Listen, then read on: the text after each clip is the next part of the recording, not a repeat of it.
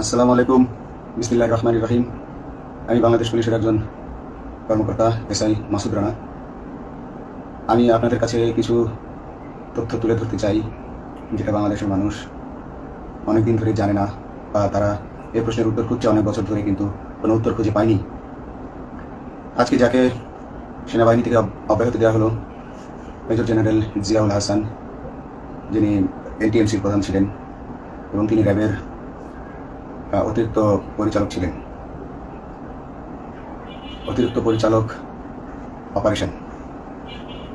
তিনি মেজর থাকতেই র্যাবে ছিলেন এবং বাংলাদেশে যত গুম খুন হয়েছে বিএনপি সহ অন্যান্য যারা অ্যাক্টিভিস্ট, সেই গুম খুনের সাথে জড়িত এই জিয়াউল হাসান।